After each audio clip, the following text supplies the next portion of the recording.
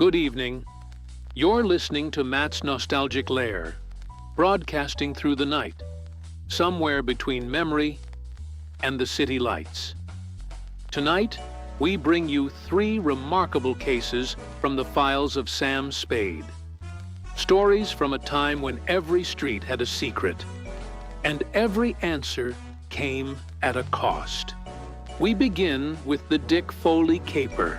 Originally broadcast in 1947, this episode features Howard Duff as Sam Spade, alongside a talented supporting cast bringing the story to life across the airwaves. It's a case that moves quick, the kind where nothing quite lines up the way it should, and every answer only seems to lead to another question. The kind of story that keeps a man listening just a little closer than before. Now, picture this. You're back in your apartment, high above the streets of New York.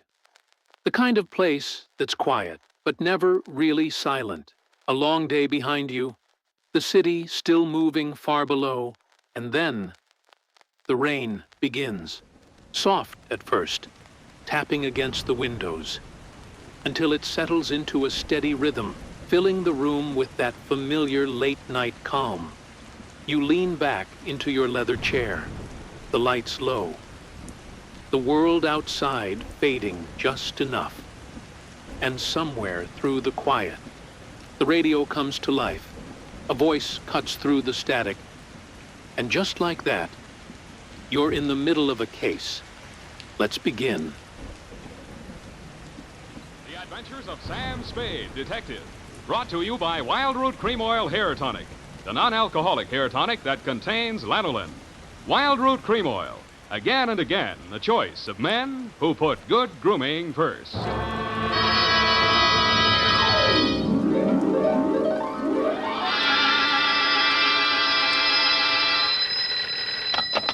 Spade Detective Agency. Sam, sweetheart. Any calls? Only one, Sam. Lieutenant Dundee of Homicide. He wants you to drop around so they can get your formal statement. No hurry, not now. He told me what happened, Sam. I'm sorry. Yeah, so am I. I guess he was one of your oldest friends, wasn't he? You don't make any friends in this business, Evie. You can write that in your book now, and I'll give you the rest of it when I get there. You sound tired, Sam. Wouldn't you rather just, What, baby? well, go home and, just put it off until tomorrow? Yeah, maybe No. No, I'll get it off my chest tonight. Stay there, Effie. I'll come on down and dictate my report on the Dick Foley Caper.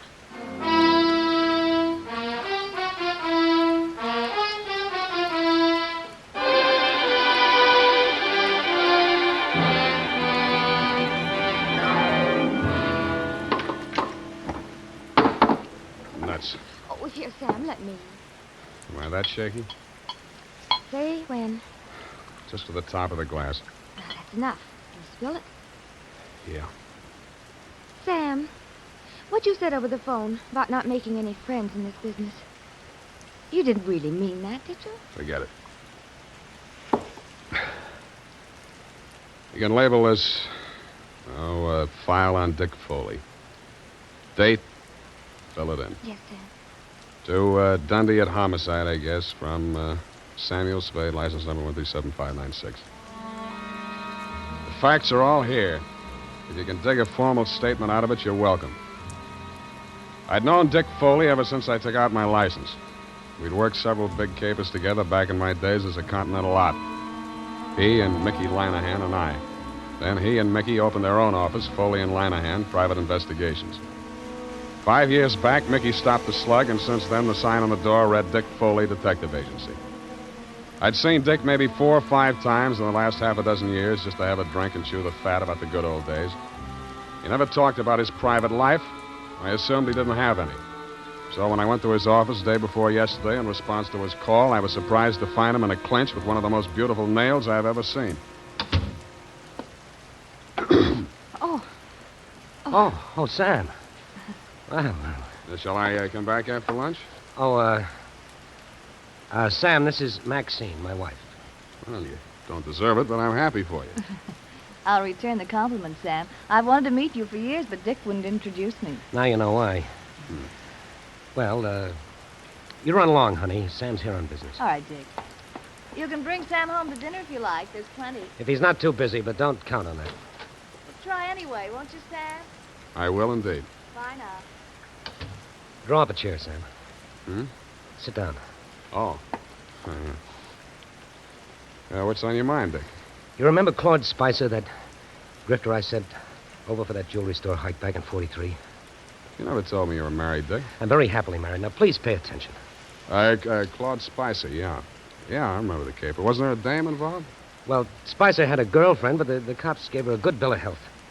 Spicer went up for a 5-year stretch. They sprung him last month. Whatever happened to that dame? Now, look, about Spicer. He gunning for you? You hit it. How scared of him are you? Well, enough to ask you for help, Sam. What's eating him? Just revenge? Sam, I wouldn't tell this to anybody but you. But all the facts of that caper didn't come out at that time. I saw to that. How come? Well, I couldn't have stayed in business in San Francisco if it had been generally known that my partner was the inside man on a jewelry store heist. Mickey? Yeah, Mickey Linehan. You and I are both great at choosing partners, Sam. They both deserved what they got. Only one difference. I sent up the killer that plugged my partner. Some people thought the way you gave evidence at Spicer's murder trial wasn't so hot. Well, he was alibied, Sam. In fact, the robbery was his alibi for the murder. I don't know how he managed it. I've been trying for 5 years to figure it out. Spicer's afraid I might succeed someday. That's why he's out to get me. What's he waiting for? Oh, I don't know. He won't do it simple. He'll have a fancy plan like the other time. He's tricky. Where's he staying? At the Belvedere. Here's his mug. I kept a plant in the building for a couple of days, but he stayed holed up in his room. I think he spotted me. Okay, Dick, I'll give it a buzz. Now, wait a minute, Sam. Yeah? I'm not asking you to do this for love. Standard fee, 25 in whiskey money. Okay? Forget it. This one's on me.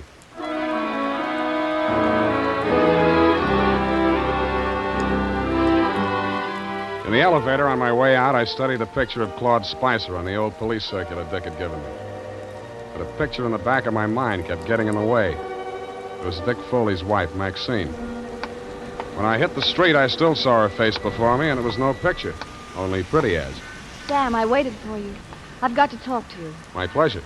Shall we confer in an adjacent cafe? Wherever you say. Only I don't want Dick to know. Then you shouldn't have married a detective. Please, Sam. How's this? Black watch. Yeah. Looks dark enough. Oh, that booth in the corner, it's secluded. Why not? Slide in. Oh, no, over here, stupid, not facing the street. Oh, sorry. I'm not much good at this sort of thing.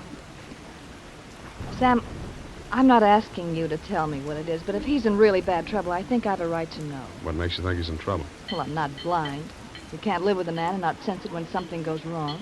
I never thought Dick was the type to show it. Oh, he's tried to hide it from me, and I haven't said anything. I thought if he wanted me to know, he'd tell me. It was a wise thought. Hold on to it. Well, I meant to. But then a terrible possibility crossed my mind. Sam, it isn't me, is it? In what way? Well, you know what I mean. He's been away from home nights so much lately, and he questions me so closely about where I go and who I see and so on, and Well, I may as well ask you right out. Did he hire you to check up on me? Then that is it. No. You're not lying to me, Sam. Why should I? Dick says you're almost his oldest friend. He's talked so much about you. Then he must have told you I don't do that type of work. Why do you keep looking at me? Sorry, trying to place you, Maxine. I keep thinking I've seen you someplace before. Oh, it must have been my picture. I was an actress. Yeah. Picture. Yeah, maybe that was it. Why do you say it like that? Like what? As if you were angry with me. Because I just got the caption on the picture. Well, Sam, wait. Come back. Yes, I had. And the caption was from a newspaper circa 1943. And it read, "Actress Lovely cleared in Lanahan slaying." I flashed my tin star at the room clerk at the Belvedere, learned that Claude Spicer was in, and stuck around to make sure the clerk didn't buzz the room to tip him off. Around 4 in the p.m., Spicer went out, very dressed up, umbrella, gloves and all. He walked down Geary to Grant and turned north. A cold San Francisco drizzle started blowing up from the bay. I wished I'd brought my overcoat. A half a block up from California, he entered Grayson's jewelry store. I peeked through the rain-streaked show window after him. Inside, pawing eagerly through a tray full of diamond clips while a long-suffering clerk eyed her hopelessly from his side of the counter, was the actress Lovely. Maxine shot Spicer a quick glance of recognition as he entered, but they didn't speak. He took up a pose of gentlemanly patience, shrugged his eyebrows sympathetically at the clerk, and leaned elegantly on his umbrella while Maxine found fault with every piece of jewelry that was shoved in front of it. The bored expression left his face only once. That was when the clerk opened the vault and brought out some unset stones. Their act may have been fooling the clerk, but it was as plain as the nose on Spicer's face, a very plain nose it was, that they were sizing up the joint for a pushover. Maxine left first. He stayed long enough to buy a cigarette lighter and then followed her out. As I took out after him, I stopped to read the sticker on the inside of the glass door. It said, "These premises protected by Dick Foley Detective Agency."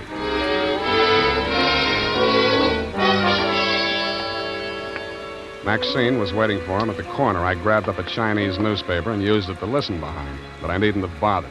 They didn't seem to care. Well, are you happy? Ought to be about $1 million. Why are you so disagreeable? You ought to be feeling good. Feeling good. 5-year stretch, I come out to find my girl married to the joker that sent me up. You didn't think it was such a bad idea at the time. Well, I do now. Well, after tonight, we'll go east, you and me together, baby. He'll catch up with us wherever we go. Oh, you should live so long. How do you mean that? Just like it sounds, baby. Bye. Oh, don't leave. I'm gonna get some sleep. I'll need a clear head. Claude, I don't want to be alone. Oh. Not even tonight? I don't want to be alone. See you later, honey. Bye-bye. He went straight back to the Belvedere, no stops. Picked up his key at the desk, no messages, took the elevator to the 8th floor. Let himself into room 809, hung out the Do Not Disturb sign, closed and locked the door behind him. I kept a plan on it till around midnight. Then I lifted the Do Not Disturb card from the doorknob and wedged it into the crack of the door. It was a crafty move, and I had just finished doing it craftily when the door opened again in my face. Huh? Who are you? What are you doing here? Nothing, sir. I'm making a survey. What? I'm from the Trotter Pole. It's like the Gallup Poll, but we're not in so much of a hurry. Yeah? Just kindly answer this question. As a Democrat, do you believe... Do we, huh? I picked up the Do Not Disturb card and wedged it back into the crack of his door. As any house dick knows, except, of course, Tiny Stover, the night peeper at the Belvedere, if anybody opens a door like that, the card will fall out, and somebody will always hang it on the knob. Another thing Tiny doesn't know is never to draw to an inside straight. We played 9 different kinds of poker until 5 a.m. when I thought I'd go up and have another look. All was quiet on the 8th floor. From the elevator bank, I could see room 809. The morning paper was shoved under his door, and my Do Not Disturb sign was apparently where I had planted it. I tiptoed up to make sure. Huh? Who are you? What do you want? Me? The paper boy, sir. Your morning paper. You get around. Well. Good news in the paper, sir? Interesting. Jewelry store heist up on Grant Avenue. Oh, yes, sir. Our paper only comes... What? I grabbed the paper from under 805. It was the headline I could have expected if Spicer had left his room without my knowing it. Grayson's Jewelry Store, the shop he and Maxine had cased that afternoon, had been taken for an estimated $1 million in uncut gems. But Spicer's door hadn't been opened, and there was no other exit. I sat down and thought. And what I thought of was that sticker on the front door of Grayson's said, "These premises protected by Dick Foley Detective Agency."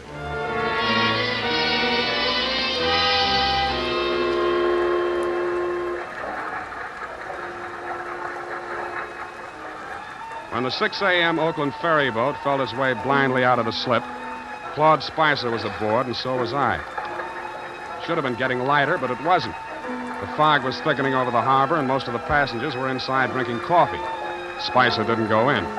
He climbed up to the boat deck and stood at the rail under the pilot's house. I planted between 2 wet paint signs and waited. Not for long. I couldn't make out any features on the man who came up and joined him. They stood face to face, not more than a foot apart, and talked in voices that couldn't get to me through the racket of the foghorns in the harbor. What spoke loud enough for me to hear was a gun. They seemed to fall into each other's arms, then collapsed in a heap on the deck. And when I got to the spot, only the dead one was there. It was Spicer. The other man had disappeared around the corner of the deck house. A ray of light from the pilot's window swept over him, and I saw a gunmetal shine in his hand and then spin out over the rail as he threw it. What? Oh, it's you, Sam. Oh, I was afraid you'd lost him. What did you do it for, Dick? I had my reasons, Sam. Now, trust me, I'll keep you in the clear. How long? As long as I go on playing sucker for you? What do you think I hired you for? Maybe I was supposed to say you killed him in self-defense. Maybe I was supposed to see him making passes at your wife if you needed that. But, Sam, you've got I've worked for killers before. I've even worked for thieves, but not for a detective that knocks over a place he's supposed to be protecting. Sam, it's not as Save simple. it for the cops, Dick. I'm turning you in when we get to Oakland. No, you're not, Sam. Dick, come back here. Let go, me. I'm going over the side. If you try to stop me, you're going with me. He fought away from me, got 1 foot over the rail, and kicked out at me with the other. It caught me on the point of the chin. I stumbled forward and grabbed out blind. I must have caught him by the belt just as he jumped. I remember something pulling me halfway over the rail and trying to get free of it. I did, but not soon enough. I was in midair, and the black water came rushing up to meet me. I do hope you're enjoying the story so far, my friend. Here on Matt's Nostalgic Lair, I must say, this particular case has a way of tightening its grip, doesn't it? There's something about it. The tension, the way it builds, slow and steady. But let's not keep Sam waiting. Let's continue.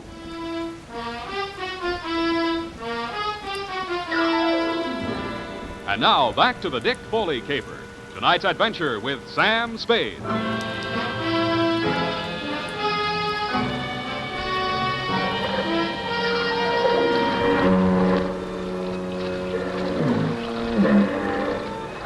I found myself mechanically keeping afloat somehow and trying to get out of my coat. I felt heavy and logged as if I'd swallowed gallons of water. The murk hung low and thick. There was nothing else to be seen anywhere. I swallowed what felt like several more gallons before I got rid of the coat. From out of the misty fog blanket, from every direction, in a dozen different keys, from near and far, foghorns sounded. I stopped swimming and floated on my back, trying to determine my whereabouts. After a while, I picked out the moaning, evenly spaced blasts of the Alcatraz siren, but they came out of the fog without direction. Seemed to beat down on me from straight above. I was somewhere in San Francisco Bay, and that was all I knew. And I suspected the current was sweeping me out toward the Golden Gate. Then a light came up ahead of me suddenly. A boat passing a few yards away. I lifted my head and screamed. But the boat siren, crying its warning, drowned out my shouts. It went on past, and the fog closed in behind it. Then I heard a new sound. Seagulls. I swam towards it, and it seemed to get lighter. Part of it was the dawn light beginning to cut through the fog blanket. But there was also a strange-looking man standing on the water and waving a green lantern back and forth.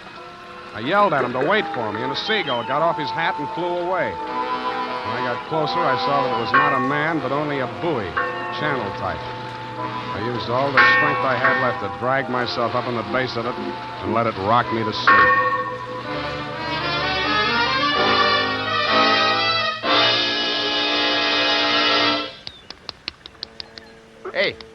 Hey, mate.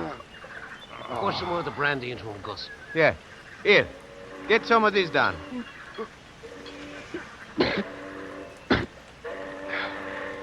Where are we? Hey, it ain't heaven. You can tell that by the smell. Oh, Fisherman's Wharf. Yeah, take it easy. We got ambulance coming. You going to the hospital? No, I'll be okay. Hey, give me a hand. Yeah, okay. Hey, you do us a favor, will you? Don't fall down till you get out of sight this time. We're tired of picking you up.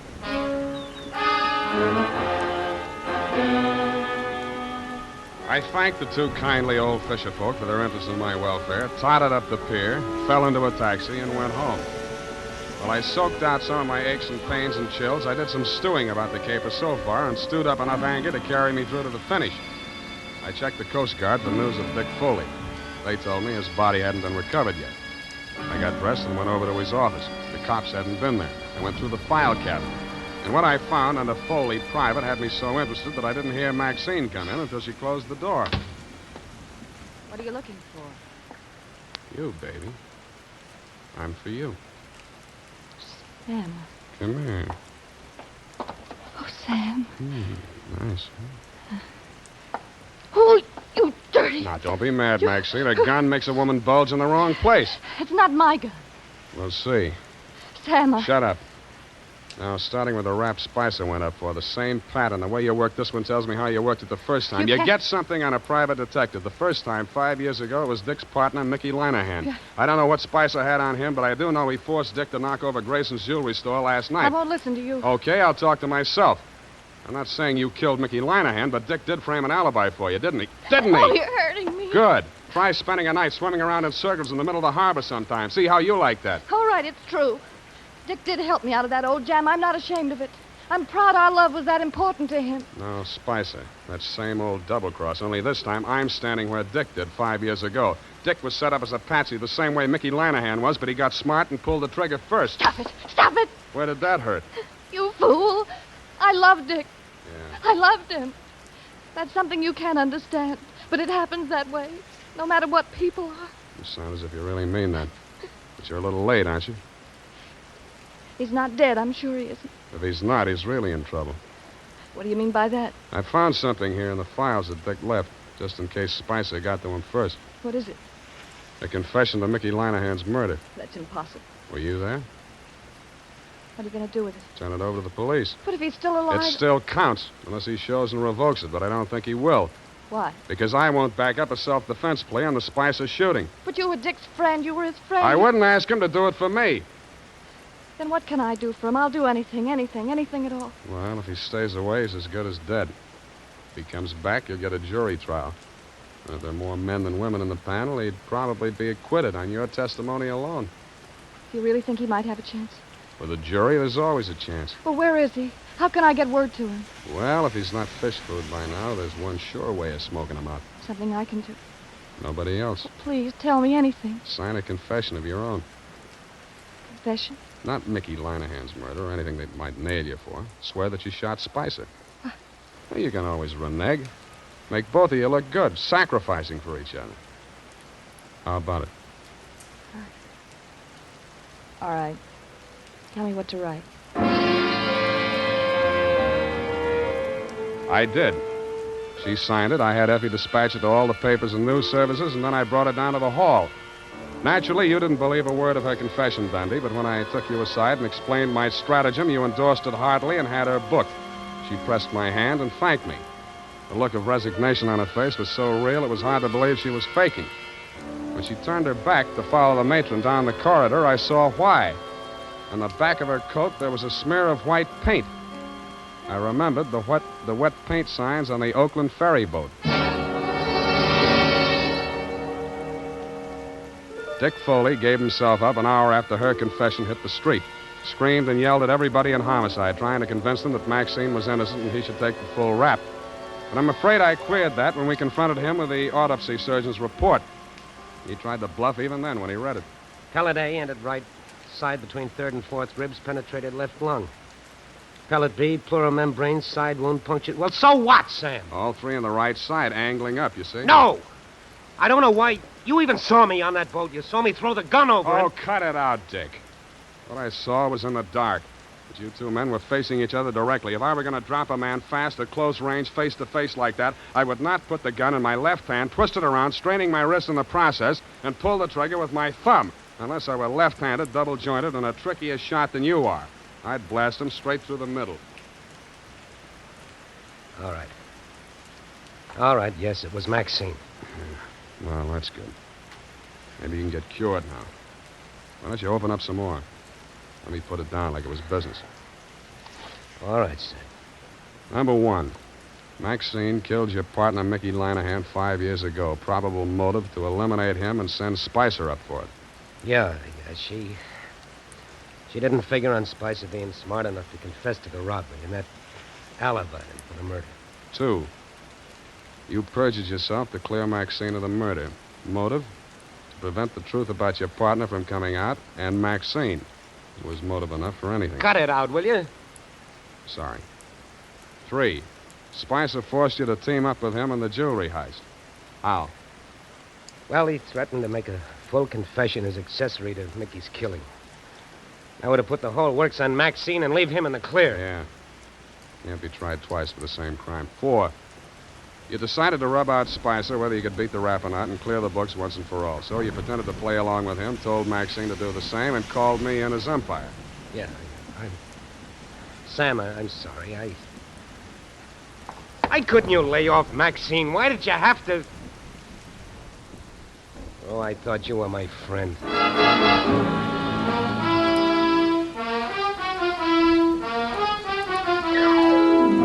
And that's about it. Period. End of friendship. Oh. You mean the confession that you tricked her into making turned out to... That's it, Effie. What'll happen to him? Hmm? What about Dick Foley? Dick? Well, they got him on a number of things, I suppose. May take some time out of him. But I think he'll be an okay guy again. With her out of the way. With her out of the way. Sam? Go and type it up, will you? It's late. I want to get out of here.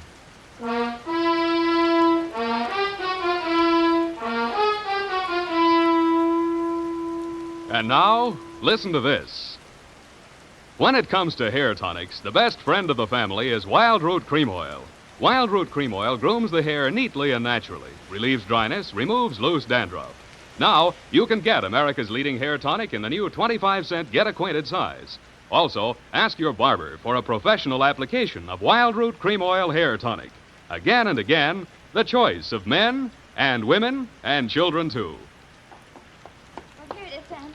I know how you must feel, so I won't... What's your hurry? Well, I thought, well, you know how you always feel. Look, sweetheart, Dick Foley was a private dick. So what? You mean you can bring yourself to talk about it? Sure. Go ahead, try me. Well, Sam, it seems terribly complicated. I suppose because Mr. Foley was in the profession and thinks like you do. Up to a point, Effie. What's bothering you? Well, why did he call you in? You, another private detective, and he knew how smart you are and all, and... Yeah. I don't know. Maybe he thought, well, if I turned up anything, I'd look the other way. Do you think that could ever happen to you, Sam? That's a clever phrase you dictated. He called me in as umpire. That's baseball. But if he was so clever, why didn't he win, Sam? His mistake, Effie, was trying a quadruple play, which has never been heard of in the history of baseball or crime. All he wanted was to bat Maxine home safe. But it usually figures when 3 men are out, the side retires. Oh, well, I don't understand baseball, Sam. Well, that's all right. Football will be here soon anyway. Oh, but I don't... Good night, Libby. Good night, Sam. Good night, sweetheart.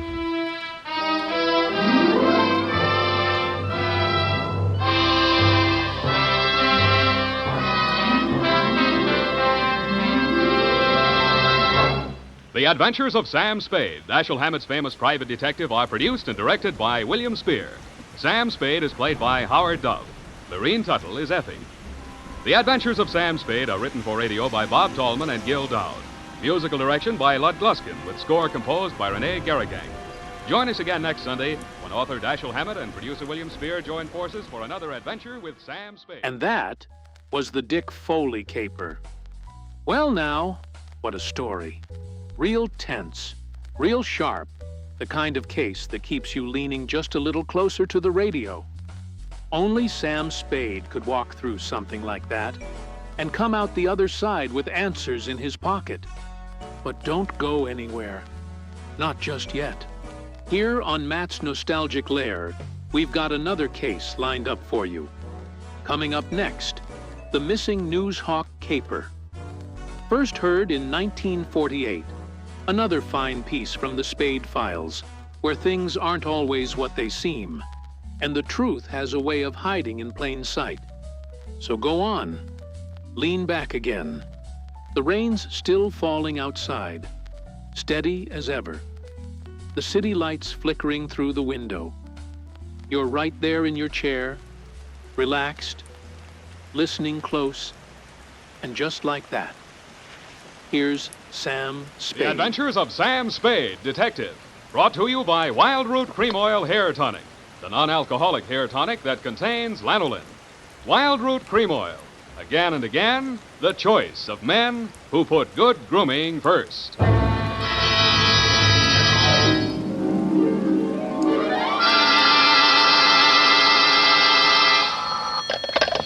Spade Detective Agency. Bernadine. Anything wrong? You sound almost human. It's not Bernadine, Sam. It's me, Effie. F! But I'll tell Bernadine about your compliment. How are things? Well, I've made out as best I could. I don't want you to think that I begrudged you a vacation. After all, you have worked hard. You did deserve it. Sam Spade, is that all you have to say to me? I'm not putting the blame on you. After all, it is a state law, so I can hardly accuse you of letting me down at a time when I needed you most. You might at least ask me if I had a good time. I'm sorry if your conscience bothered you. Oh, well, it didn't. I had a divine time, and I met all sorts of interesting people. Mostly men. You don't say. What else? Well, it was this desert ranch, with a lot of buttes around. You mentioned those. No, Sam, no. They're the result of erosion. Those outdoor types, they go to pieces. Sam, are you pulling my leg? Not over the phone, Effie, but stay where you are. I'll be right down to look at your snapshots, and when you have the time, I'll dictate my report on the Missing Newshawk Caper.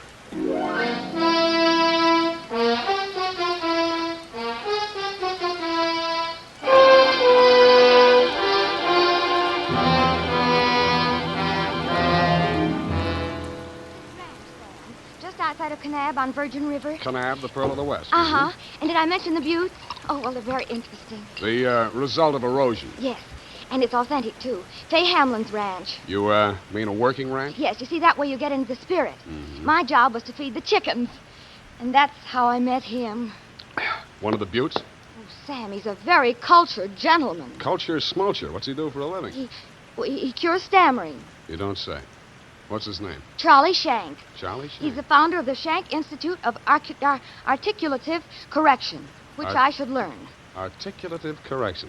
Where is this institute? Oh, I have the address here. General Delivery, Butte, Montana. Mm-hmm. You're sure you didn't help him break parole, Effie? Oh, no. We just went on long walks together. Where to? Oh, different points of interest. Like Wolf Canyon. Figures. Uh-huh. He invited me on this camping ship, a trip. Honorable, of course. Mm. But I couldn't go on account of my sunburn. I had an awful. Oh, I've still got it, you see. And then he went back to Butte.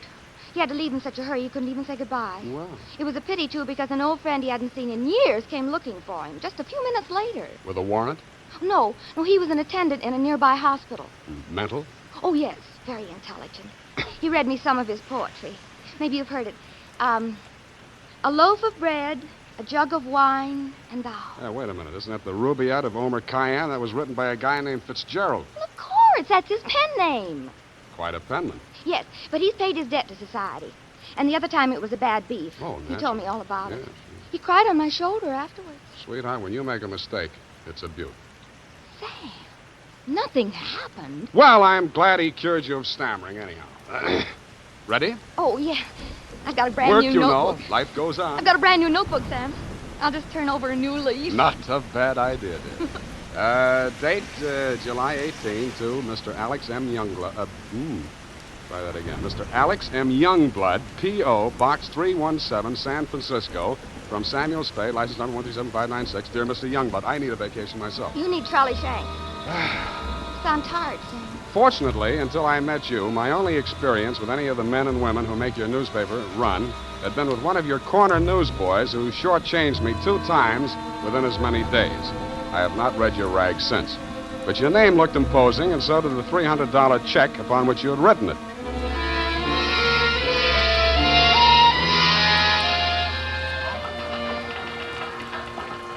Per your instructions, promptly at 4 p.m. on the 15th inst., I munched through the litter of your city room toward a door marked A.M. Youngblood, publisher, managing editor, and city editor.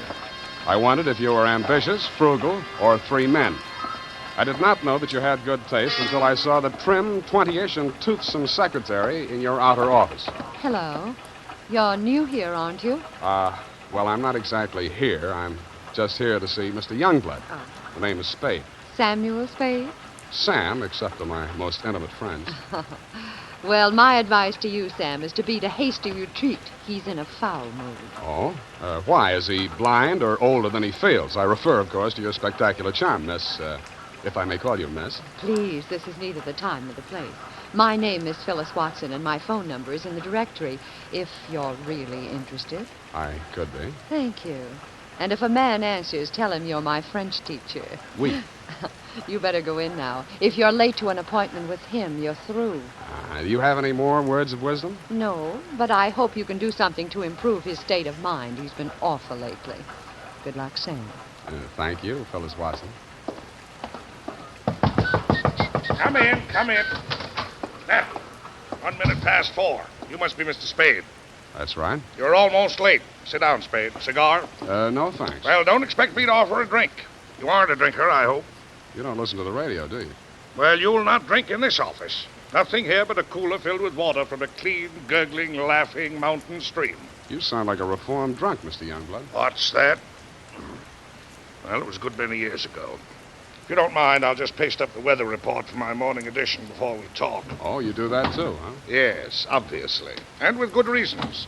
I remind myself that I was once a copy boy, and I find it a splendid way to, at least once each day, to lower myself to the level of the working man. There we are. Very hot in Phoenix, I see. Mm-hmm. Just what do you want a detective for, Mr. Youngblood? I was coming to that, Mr. Spade. Sorry. Now, well, first let me warn you that your assignment is a highly confidential one. They all are. In this case, a man's life may be at stake. Mm-hmm. The situation, my newspaper, at my order and under my guidance, has launched a campaign against crime. Not aimed at the petty criminal, but at the easy-living leeches at the controls of the rackets, the hoods in bankers' clothing, the mansion-house parasites who direct the pickpockets, the second-story men, the housebreakers, who gamble away $500,000 a year and pay income tax. Don't go to pieces. Of that amount. Yes, I understand. You're after the boys on the safer side of the fences. Nicely put, Spade, yes. Thank you. Well, the long and short of it is this.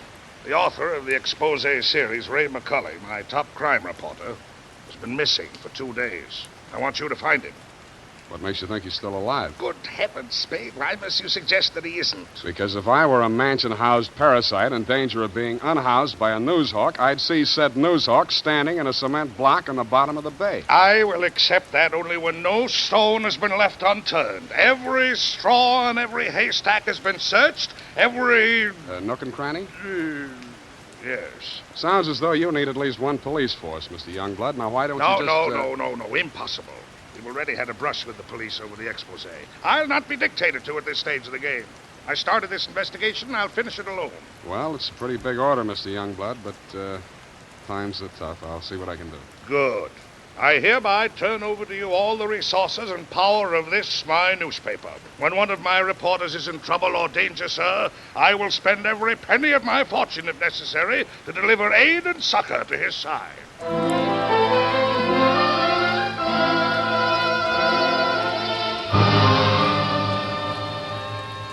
You then gave me Ray McCulley's expose stories to date. I saw why you, his family and friends, and his creditors could have been worried about him.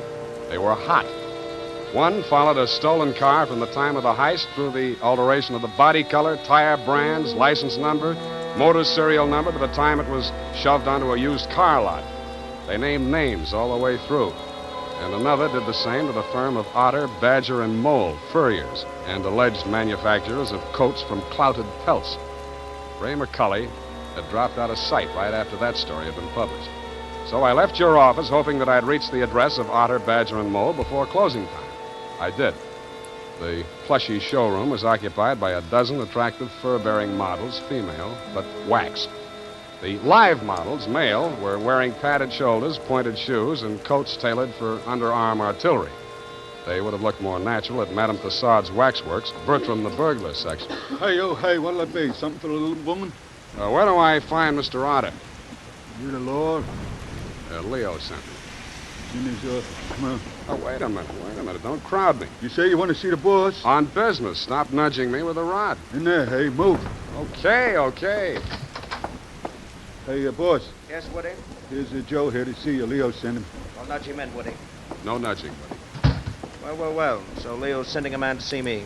I wonder why. If you'll comb this character here out of my hair, I'll try and tell you. Sit down, Woody. Thanks. You're new in town.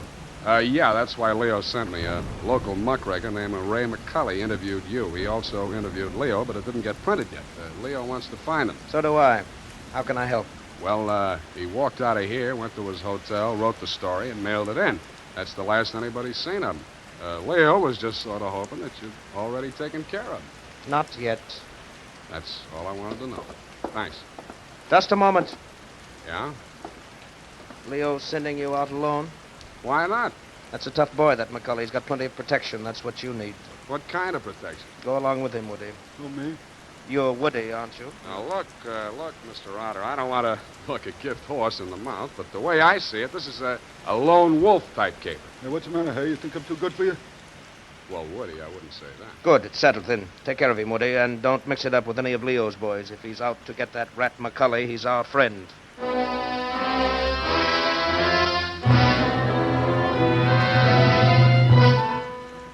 I was beginning to wonder who Leo was. I'd grabbed the name off a calendar on the wall, Leo's Van and Storage. I didn't know whether he was the Leo Mr. Otter didn't like, and I hoped I wouldn't find out. The best way I could think to keep from finding out was to shake Woody. On the way uptown, I walked him past 4 police stations. Crossing Market Street, I pushed him straight into the arms of a traffic cop who begged his pardon and let me off with a warning.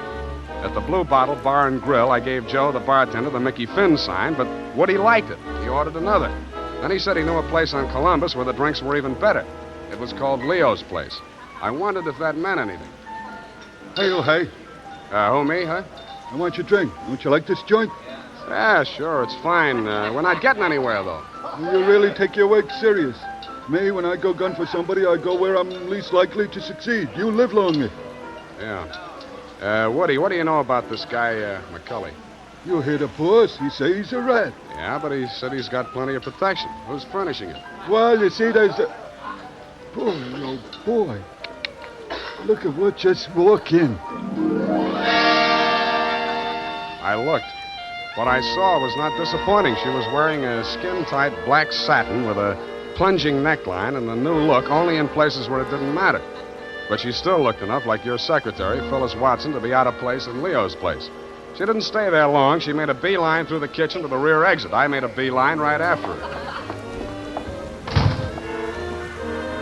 Woody was breathing down my neck as I started up the rickety outside stairway at the back of the building. I stopped the landing and turned around to face him. See you later, Woody. I didn't wait to see if he made it all the way to the bottom of the stairs. I was more interested in what was going on at the top. A door had opened, and Phyllis stepped inside. The man who let her in looked like Ray McCully. Who are you? The name is Spade. I don't know that name. Your boss hired me to find you. Private Dick? Yeah. Can I talk to you for a minute? Sure. Put your hands behind your neck and walk up slow. Okay. All right. Go inside. What's the matter? You're not acting glad to see me. This is the guy, Phyllis. Yes. Alex hired him this afternoon. There, you see. Now, what do you want me to tell Youngblood? You're not going to tell anybody anything. Oh! It caught me right behind the ear. The last thing I saw was that plunging neckline as Phyllis rushed forward. I didn't know whether she was rushing to my rescue or to get in a few licks of her own.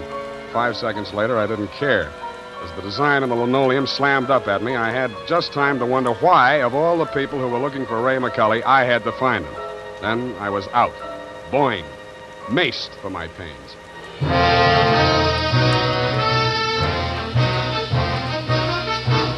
The makers of Wild Root Cream Oil are presenting the weekly Sunday adventure of Dashiell Hammett's famous private detective, Sam Spade. Still with me, my friend? I do hope you're enjoying the case so far. Here on Matt's Nostalgic Lair, I have to say, this one's got a certain edge to it. The kind that keeps you guessing just a little longer than you'd like. Something about it doesn't sit quite right. Does it? But let's not get ahead of ourselves. Go on. Settle back in. The rain's still falling outside, and Sam's not finished just yet. Let's see where this leads.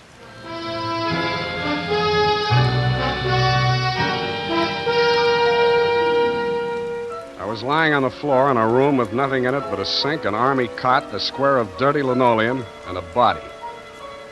I staggered to my feet, ran some cold water over my head, and took a closer look. It was Ray McCully. He was a very dead crusading reporter. He'd been stabbed clean through with a long-bladed kitchen knife. It said on the handle, property of Leo's place. I went through his pockets. In his wallet, a press card, a police card, union card, and 10 genuine, crisp, new $1,000 bills. That gave me a line on the killer. He was crazy. So was I. I left it on him, too. Folded up in his vest pocket, I found 2 newspaper clippings, one from the Chronicle and one from your paper. Both weather reports for the same date. It was very hot in Phoenix, according to both papers. But according to your weather report, the temperature in Needles, California was 135 degrees. That needled me. So did the slip of paper I found on his shoe. The number 9 and a date had been stamped on it with a rubber stamp. The date was the same as that of the weather reports. I turned it over. It said Ruthie's Booth, Manson Bowling Alley.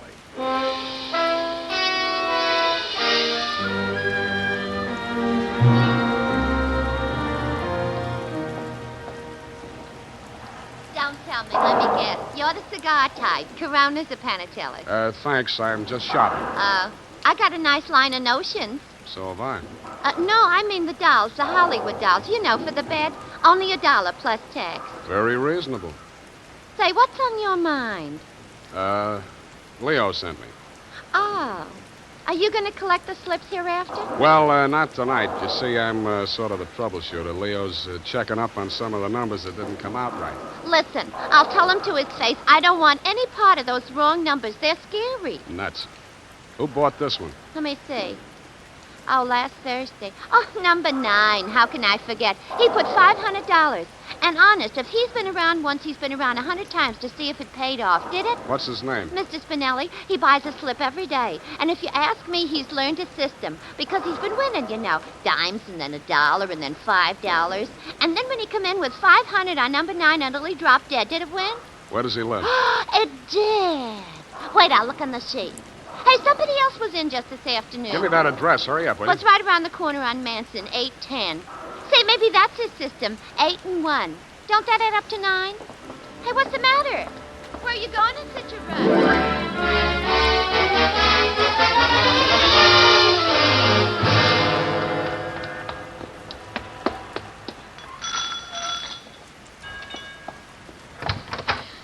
Please, come back later. Tomorrow. Next week. Are you Mrs. Spinelli? Yes, please. I had so much trouble. Is your husband home? Oh, my poor man. They take him away. He's dead. Oh, I'm sorry. How did it happen? Who are you? I'm a detective. Maybe I can help you. May I come in? All right. Come on.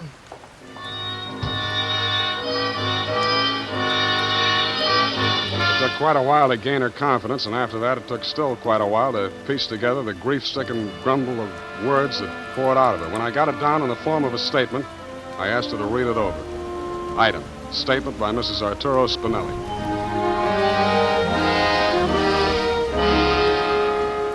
All the time he played those numbers. I told him they're just a bunch of gangsters. They don't let you win. Then he met this man McCulley, a writer for the newspaper. My husband says this man shows him how to win. He wins and wins. Then he goes to bank and takes out all our savings. I begged for him not to do it. But no, Grady. And this McCulley poisoned his mind. Sure, he won. He brought the money home in his hand. $10,000. I don't want it. I'm scared. I took it while he was sleeping with wine and gave it to the men. I tell him all I want is the 500. He tried to tell me we do good. We help catch the big gangsters. I say we don't want to do so good we get murdered in our beds. So he says, okay. But if I change mine, here is address. I don't change my mind. Because already my husband, he is dead. Has home. Dad. No, I don't change my mind.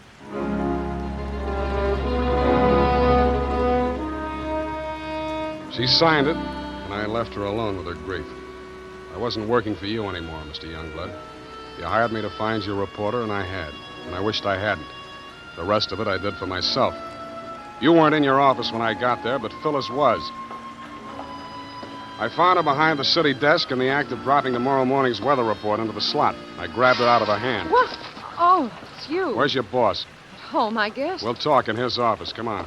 Sam, I can explain how I You're happen going to to be... explain plenty before I'm finished with you. Sit down. Oh, you... I don't have to be so rough. What's the matter with you? Plenty. I'm stupid.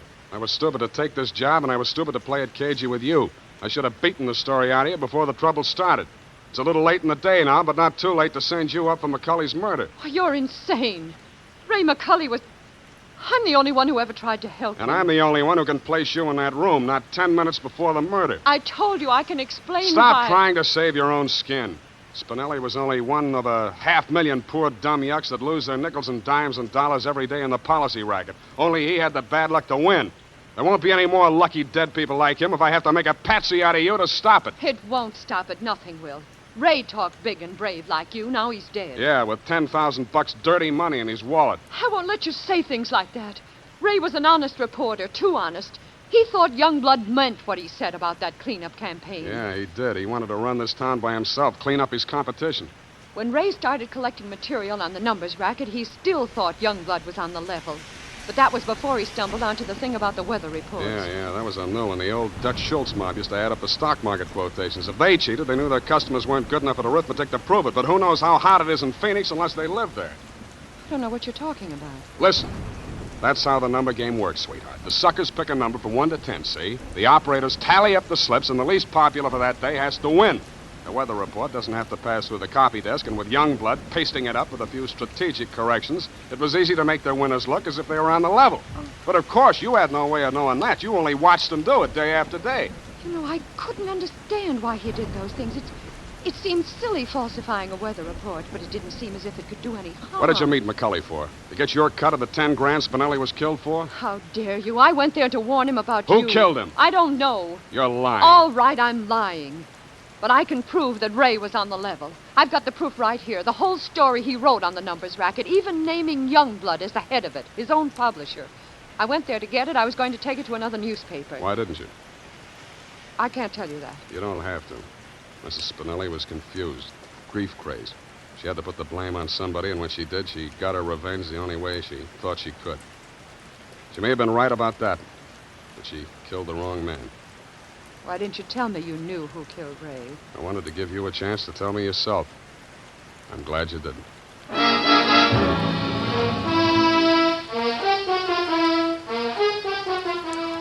And that, Mr. Youngblood, is the crop. I'm sure you appreciate the fact that I gave the double scoop to your paper. Like Mrs. Spinelli, I have my own ideas of vengeance. Besides, it may up your circulation a little, and you can certainly use a little extra money for your defense. By the way, who's Leo? Period, end of report. But Sam, Yes, Evie.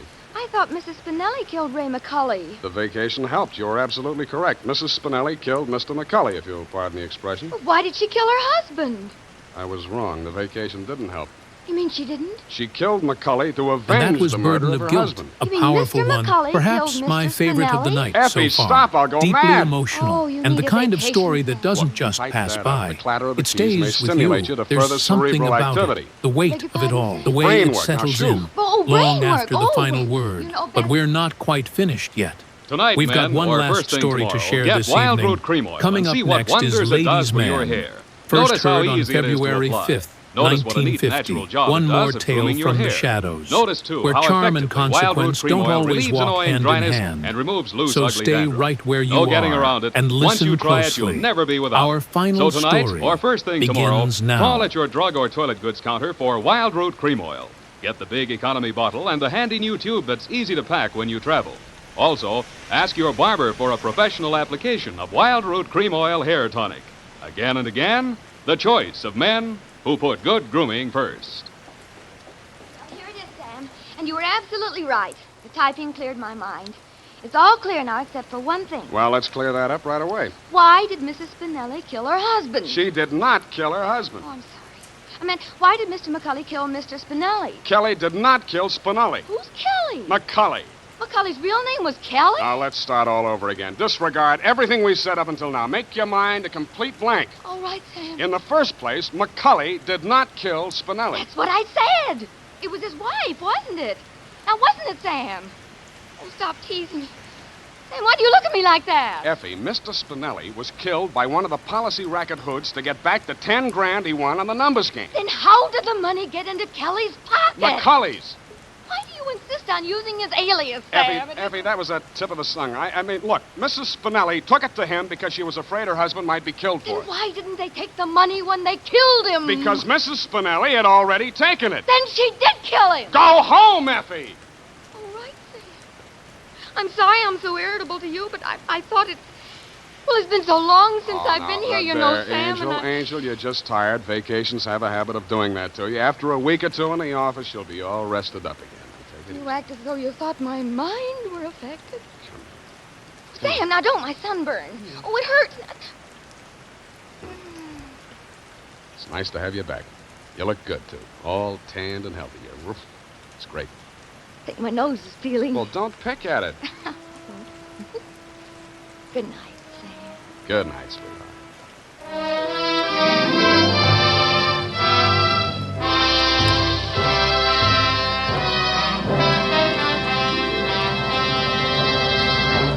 The Adventures of Sam Spade, Dashiell Hammett's famous private detective, are produced and directed by William Spear. And that was the Missing Newshawk Caper. Well, now, that one had a bite to it. Twists in all the right places. The kind of case that keeps a man guessing right up to the very end. Sam Spade sure knows how to find his way through a mess like that, even when the odds aren't exactly in his favor. But the night's not over just yet. Here on Matt's Nostalgic Lair, we've got one more story waiting for you. Coming up next, the Vaphio Cup Caper.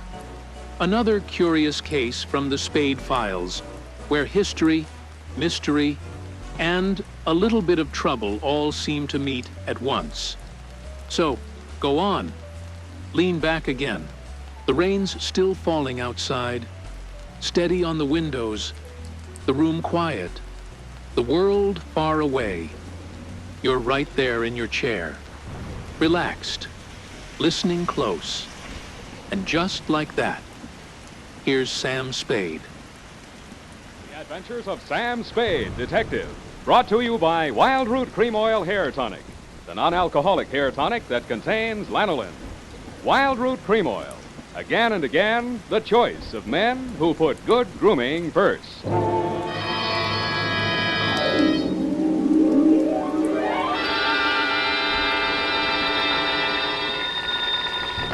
Sam Spade Detective Agency. That is the correct answer. You have just won $104 million, 6 deep freeze units, a stable of polo ponies with matching saddle soap, a terry cloth robe with chocolate bars pre-melted into the pockets, and a full-size, real, honest-to-goodness dreadnought, such as is used by Uncle Sam's Navy. Oh, I'm sorry you'll have to call back. I'm expecting to be taking dictation from my employer very shortly. Oh, I am sorry. Your time is up. And Edna St. Vincent Markowitz, who sent in the question, gets bumped off in front of the studio audience gathered in the Dredgewood room here in Columbia Square. Next night, don't answer your phone, stupid. Oh, Sam. Let's have no coaching, please. Oh, well, did you find the cup? Was it murder? Was it really worth, well, you know, priceless and like that? And was it fun? Yes, and no. And finally, are you kidding? Well, then why was it called the Vaphio Cup? It's a very old Greek expression, which is what I'll be wearing as I sit in your lap dictating my report on the Vaphio Cup Caper.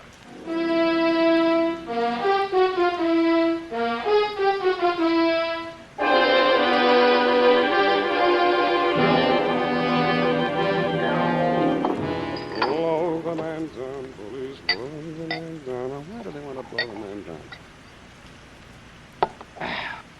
Date, August 22nd, 1948, to Jethro Chiswick, Esquire. Oh, spelling, Sam. E-S-Q-U. No, Sam, I meant the name. This, Chisro Jethwick. I did not say Chisro Jethwick. I said Jethro Chithwick. I mean, Chithro... look, we'll check it later. Oh, Sam, it might... I have an uncle in Berkeley named Smithwick. Leave your family out of this, Ep. But he's only by marriage, Sam. It's quite a common name. Name 3 people named Chiswick. No, Smithwick, Sam. Now, let's see, there's Uncle George and Aunt Amelia by a previous marriage. Then there's my cousin Rupert on the Christie side. When you have finished ruminating amongst the foliage of your family tree, Miss Perrine. Well, I only mentioned it in All connection right, with that name we'll that you start thought you... all over again. Tear out that page. Yes, Your Highness. Oh, no, please. No need to curtsy. To Jethro Chiswick, no comment, please. From Samuel Spade, license number 1375596. What's that? Nothing, sir, nothing. Wrote. Subject, the Vaphio Cup Caper. Dear Commodore, that's the way I like you. Neek. I had always considered myself fairly well versed in the subject of cups, but if anybody had told me there was such a thing as a Vaphio Cup, they could have knocked me over with one, which they did. Mr. Spade? Yeah. I'm Chester A. Brody. I talked with your secretary on the phone. Do you follow? Oh, yes, Mr. Brody. Sit down. Rest your package. Thank you. I prefer to hold it for the time being. My card, sir. Theophilus and Brody, importers and exporters. Mm-hmm. Mr. Theophilus is my partner, Dimitri Theophilus. You follow? I follow. It was Mr. Theophilus who brought the Vaphio Cup into the firm. I furnished the cash capital. Vaphio Cup, I do not follow. Yes, indeed. The only one of these treasures to fall into private hands. One of the fabulous Vaphio Cups. Those exquisite and cunningly wrought examples of the art of the ancient Grecian goldsmith, excavated by the great Schliemann from a beehive tomb in Sparta. Beehive. Mycenaean age. Just west of the Lion Gate. Oh, the Lion Gate. Pardon me, Mr. Brody. Are you trying to tell me that this cup is very valuable? Priceless. And that you will finally manage to find a buyer? You follow? And that you want me to deliver that package containing your priceless cup and return with your customer's cash? Accurately put. I presume you're bonded. Uncork me and see for yourself. You are a droll fellow, to be sure. I had a light breakfast, rolls and coffee. Now, what is this Vaphio Cup? I will show it to you. You're about to see a treasure but few eyes have looked upon in our time, Mr. Spade. The Vaphio Cup. Handle it carefully. It's fragile. You could crush it in your hand like so much tinfoil. Yet this golden relic of a golden age has come down through the centuries miraculously unscathed. Note the delicately wrought lines of the bas-relief, the exquisite draperies on the figure of the caryatid, the anguish on the face of the fallen hunter, the sheer brute force of the wild boar charging to the kill. Holding this golden cup in your hands, you encompass 3,000 years. Do you comprehend why there's no question of insurance here? Frankly, I don't. My dear man, an item such as this is worth only as much as a collector will pay for it. This particular collector has offered $200,000. It might never be offered again. You follow? I follow. Very well. Here's your fee, $100. I follow. And here is the address of my client in Los Angeles, Commodore Jethro Chiswick. Oh, now, wait a minute. You will take the noon train.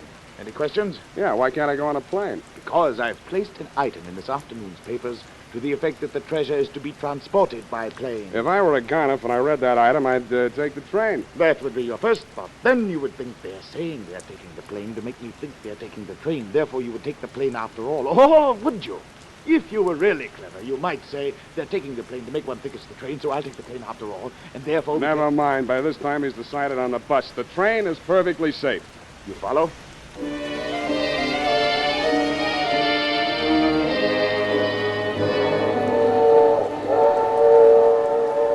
The package was light in the drawing room, and the train was comfortable. Seemed like an easy way to earn $100. I knew it wouldn't last. Never does. I was prepared for the knock on the door, and I got ready for the inevitable small, dark man who plays the Peter Lorre part, but this one fooled me. He was a tall, thin actor with sandy hair. Okay, Shamus, hand over the package. It won't be no trouble. Sure, there it is on the seat. Take it. Huh? It's okay. You got me covered. I won't make any move. Hey, what are you trying to pull? It's a stick-up, isn't it? Maybe I got the wrong compartment. No, that's it. The cup's in there. Unwrap it and see for yourself. Oh, no, you don't. I ain't picking up no booby traps. Oh, you're yellow, huh? I know that one, too. Don't cut no ice for me. Suit yourself. Game of gin? Hey, you're nuts. I'm getting out of here. Hey, wait a minute, pal. I'll buy you a drink. I don't drink. Lunch? In I go. Yes, indeed, Mr. Spade. I agree. Clarence is a very comical fellow. So are you. I took the liberty of stepping into your forecastle whilst you had your bit of raillery in the after companionway with my mate, dear Clarence. You mind? Not at all. Well, sir, I'm afraid you're going to mind a great deal. Oh! And that's how I met you, Commodore. I was so busy sizing up the .45 in your right hand that I didn't even notice when you left, whipped out of your coat pocket with one of the largest saps I have ever felt. The next time I saw light, you were gone, the Vaphio Cup was gone, and the train was pulling into San Jose. I got off, rode back to San Francisco with a truckload of chickens, and headed straight for my client's apartment.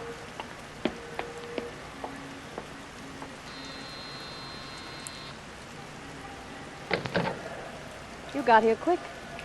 Yeah, Come in. thanks.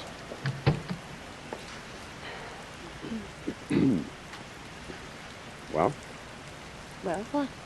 look, we can't both play this deadpan. We'll stay no place. It's in the back room. What is? The body. You're from the police, aren't you? I'm a private dick. How dare you? Hey, what was that for? For spying on me. You and all the other cheap gumshoes my husband hires. You're Mrs. Brody? I'm Enid Theophilus. Did my husband hire you? My name is Sam Spade. I was hired by one Chester A. Brody, your husband's business partner. Well, Sam, I hope he paid you in advance, because he's the body. Chester A. Brody was just barely identifiable. Somebody had worked hard trying to persuade him to say or do something he either couldn't or wouldn't do. The only interesting clue was in the wastebasket. At first, I thought it was a flattened beer can. But it was the Vaphio Cup, or a facsimile thereof. Well, how do you like it, Sam? I don't. He was my client. I wasn't hired to protect him. I didn't like him, but he was my client. How would you like me for a client? I'll give you the name of a lawyer, sister. My name is Enid. Ain't it? Now, let's see what I can squeeze out of you before the cops do. Brody was your husband's business partner, and you're, You don't have to be subtle. He was mad about me. I'm all broken up about his death. So is he. That wasn't funny. That time I deserved it. You don't like me, do you? Can't you get it through that steel-jacketed brain of yours that you're in bad trouble, that there's a dead man in the next room, beaten to death, and you're not supposed to be here? Oh, I was supposed to be here. We were going to elope as soon as you brought back the money from that, Greek thing. Yeah, what about that Greek thing? It was an antique. It was called the Vaphio Cup. Yes, I know about that. Yes, well, my husband dug it up in Greece and smuggled it into the country. Yeah? It was all he had, but it was such an important piece that he was able to persuade Chet, the late Chester Brody, that is, to let him in as a full partner. Then what? Well, they quarreled. My husband made some bad investments, and Chet wanted to sell the cup to save the firm. Dmitri refused. I didn't think it was fair, so I got the keys to his safety deposit box where the cup was, and Chet arranged to sell it to the Commodore. Did you get the money from the Commodore? All I got from the Commodore was lumps. He stole the cup? Roger. You've got to get it back. I've got it. Where? Here, take a look. Oh, it's ruined. Where did you find it? In a trash basket where it belongs. Dmitri did it. He must have suspected something and substituted a fake. That's it. He knows where the real one is. Somebody thought that your boyfriend knew. The one that killed him? That's the way it looks. And maybe that's the way it was meant to look. You know, somebody might get the idea that you palmed the genuine when you got it out of that safety deposit box. If I did, it was legal, and don't you forget it. A wife can't steal from her husband. Legally, they're one person. You can't steal from yourself. That's the law. I was wrong. You don't need a lawyer. Will you help me? I may hurt you, and it'll cost you anyway. I know what's good for me. Money. Find that cup.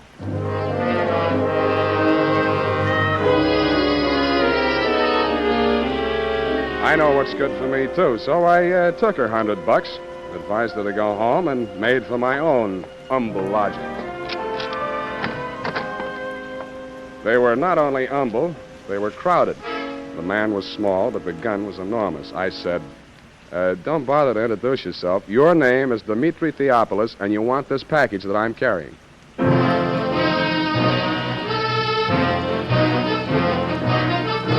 The makers of Wild Root Cream Oil are presenting the weekly Sunday adventure of Dashiell Hammett's famous private detective, Sam Spade.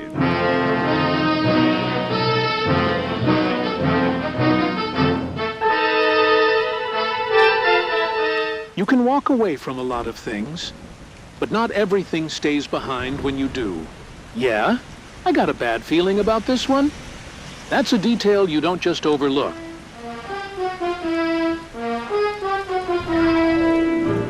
And now, back to the Vaphio Cup Caper, tonight's adventure with Sam Spade.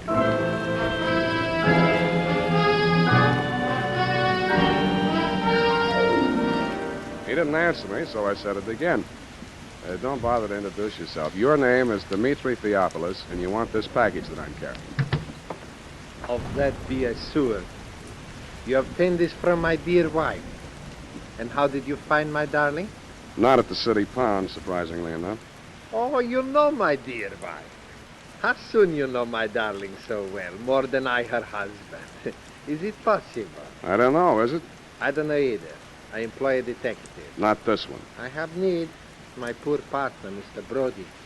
You are interested? If you are interesting about who killed your partner, that's one thing. But if you want somebody to dig out your family secrets, that is nothing. With me, you are, shall we say, no place. But why don't I get the right to know? There'll be no trouble, no scandal, no divorcement suing. Of that be assured.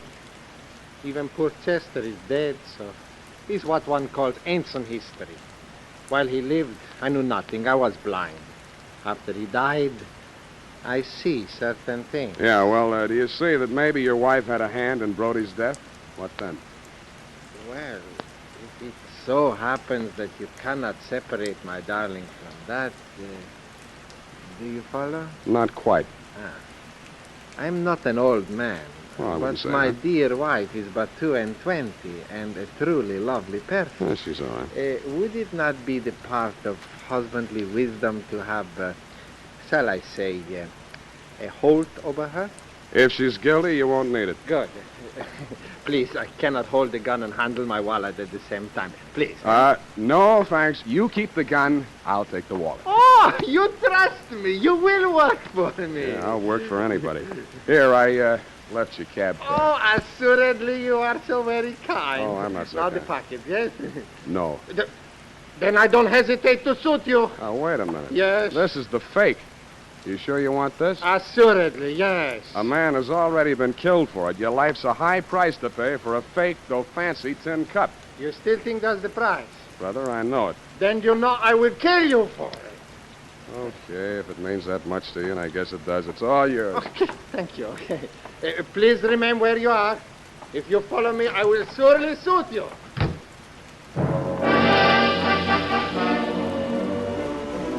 From my front window, I watched them come out downstairs and start across the street. Then it happened.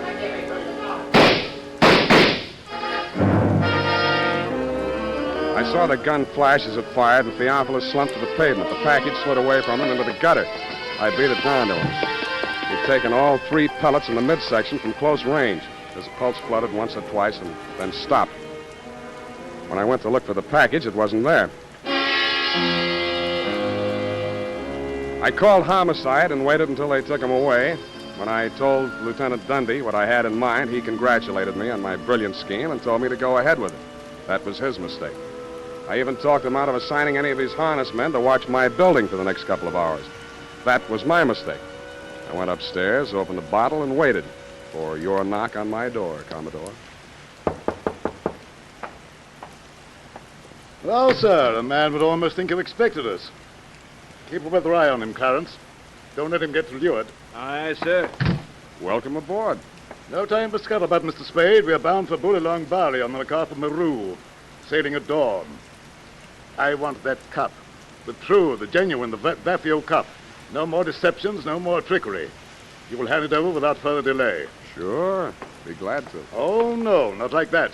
You will tell Clarence where it is stowed, and Clarence will fetch it above decks. Why, you old barnacle. Theophilus never had his mitts on a genuine Vaphio Cup. Bilge water, sir. When Theophilus landed in San Francisco, he didn't have a farthing. Now he owes $500,000. If he hadn't got the genuine cup, how could he have borrowed all that money? Because a bunch of morons like you believed he had it. Lost my binnacles, man. You sound as though you believed what you're saying. Look, Commodore, you're interested in high finance. Now, how did Ivor Kruger make his millions? Why, matches. He was the match king, sir. Matches had nothing to do with it, Commodore. He started out with $15 million worth of phony government bonds that he printed himself. Follow? They weren't even good counterfeits, but he was smart enough not to try and cash them. He just kept them in a safety deposit box and borrowed money. Theophilus used his phony Vaphio Cup the same way. Lost my binnacles, man. You sound as though you believe what you're saying. That has a familiar ring to it. I do. And I'll tell you why. He knew that that was the fake in the package when he held me up for it. He was willing to risk his own life to get it out of circulation. Dash my timbers. Old Theophilus has left us without a shot in the locker. You steered us onto the shoals. We're on our beam ends. Hey, turn them off, Commodore. You're pumping bilge flush. We better haul our wind. Yes, indeed. I'm afraid it's getting rather warm in San Francisco. Pull along, beckons. You won't make it past the potato patch. What? The cops are going to want some answers about a couple of stiffs you left behind in San Francisco. I'm glad you reminded me. Shall I plug him? No, we're taking him with us. Oh, that's what you think. Take it easy, mate. This ain't gonna hurt a bit.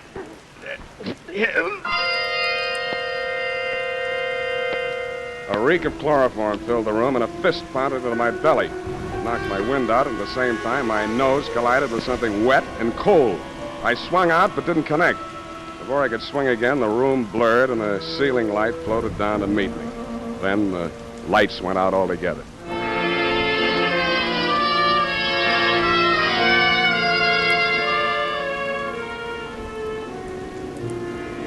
At first, I couldn't figure it. It sounded like what a doctor hears through a stethoscope, or maybe an earthquake, or maybe ship engines, which it turned out to be. When the lights came on again, I was lying on a bunk in a stateroom. I staggered across to the wash basin and splashed water in my face. Hello, you. Enid, as I hardly live and breathe. It could get worse. Yeah, where are we? Oh, not very far out. Not past the Farallon. Good. I'm a stowaway, and they'll put me off with the pilot. Oh, no, you're not. Your passage is paid. Mine? It is, huh? It is. Do you know who you are? Who am I? Chester Brody. Then I'm dead. They'll bury me at sea. Roger. Who are you? I'm your widow. What's the score, widow? Chester and I booked passage on this ship a week ago. It was part of the plan. Chester and the Commodore worked it all out. Yeah, the cup was to have been stolen from me on the train. Yes, but when the Commodore discovered it was a fake, everything fell to pieces. Yeah, he thought Chester was double-crossing him. They forced Chet to talk. He told them Dimitri still had the genuine Vaphio Cup and had hired you for the double cross. Maybe he really believed it. Anyway, they killed Dimitri. Yeah, well, there's nothing on them yet. But you're a material witness, sweetheart, to at least one of the killings. That's extraditable. When that dawns on them, they'll scuttle you, too. It's already dawned on them. I'm desperate. Yes, I noticed. For you, you're practically hysterical. We have to face facts. Yeah, well, give me a couple to face right now. Where are the Commodore and Clarence? Up on the bridge. Good. All you have to do is walk straight up to the captain. He'll put him under arrest. Well, that might be a good idea, darling, only... Only what? Only the Commodore is the captain. That torrid. Your salty talk had fooled me, Commodore. I never dreamed that you were really an old sea dog, and I do mean dog. But two can play at that game. From my own intimate knowledge of sea story magazines, I realized that all hands would be turned to in the cargo gear, and the crew quarters would be, therefore, empty. In more time than it takes to tell, Enid and I had fitted ourselves out in dungarees, jumpers, and watch caps, and turned to with them. Anybody coming with gear out of the hello? You to hell, no! You there! Stop walking on the boat behind there! You two, look alive. Stow that preventer. Oh, me? You may recall, Commodore, you may recall me as the man who ran for a fire extinguisher when the bosun yelled, stow the preventer. But experience is the best teacher, and by the time we hove to put the pilot over the side, things were in such a state of confusion that you had retreated to your cabin with a quadruple ration of grog. Seizing that moment, I threw Enid over the side, yelled, man overboard, and jumped in after it.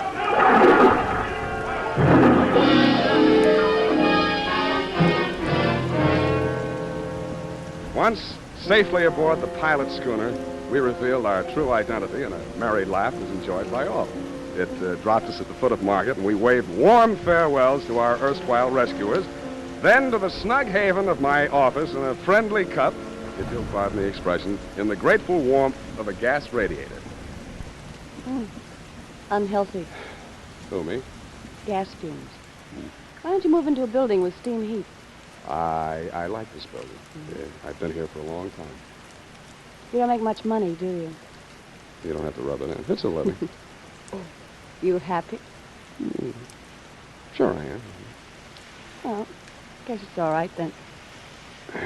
You know, sweetheart, There's, something missing in you. Huh? What? I don't know. Then how do you know? Forget it. Well, I guess I'll go. Do you mind if I don't see you to the door? Why should I?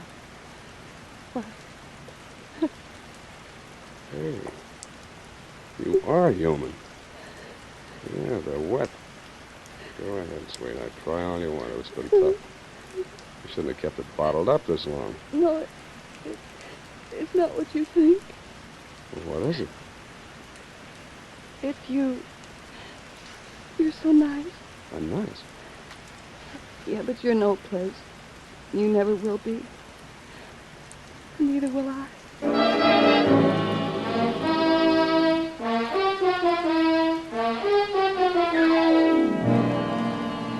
And that Commodore is the cargo. It was nice seeing you again down at the hall. They tell me you and Clarence are both trying to turn state's evidence. But according to the late bulletins, Clarence was leading by a neck in the stretch. Get it? The DA was afraid the jury might not understand your salty talk. Period. End of sea chanting. Oh, Sam. Yes, what? Oh, Hmm? oh, I just can't. Well, why can't you? Are you feeling okay, Eth? Oh, Sam. Hmm? You betrayed your trust. Effie, speak to me. What is it? What is it? I betrayed my trust. What? Those criminals were on that boat. Yes? And you jumped overboard. You feel that I was recalcitrant? Is that it? That my actions were not true blue, clear cut? Is that it? Oh, I'll just go type this up, and I'm sure you can explain. I hope you can. I hope. Sour racket.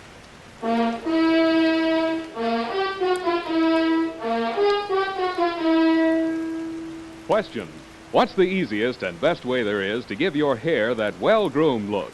Answer, Wild Root Cream Oil. Yes, non-alcoholic Wild Root Cream Oil with soothing lanolin gives you the advantages considered most important in a hair tonic. It grooms your hair neatly and naturally, relieves annoying dryness, removes loose, ugly dandruff. Call at your drug or toilet goods counter tonight or first thing tomorrow for Wild Root Cream Oil. If you've never tried it before, get the generous new 25-cent bottle just introduced. Also, ask your barber for a professional application of Wild Root Cream Oil Hair Tonic. Again and again, the choice of men who put good grooming first.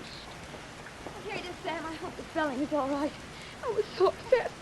You hate me then? Oh, no. No. I suppose it's foolish going along thinking that your ideal doesn't have to be displayed.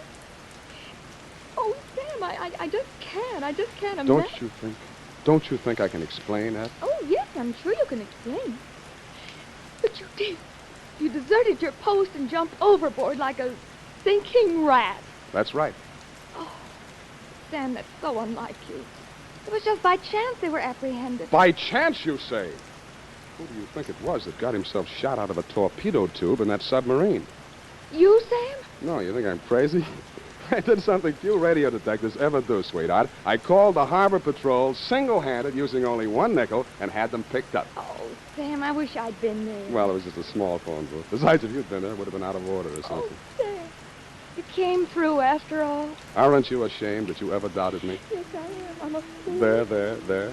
I forgive you. Good night, Sam. Good night, sweetheart.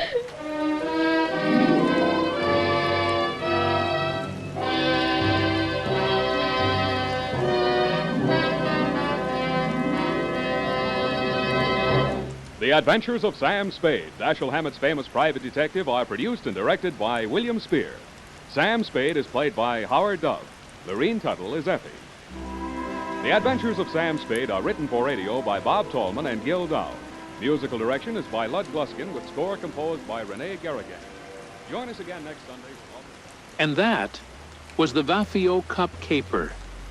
And with that, we come to the end of tonight's stories.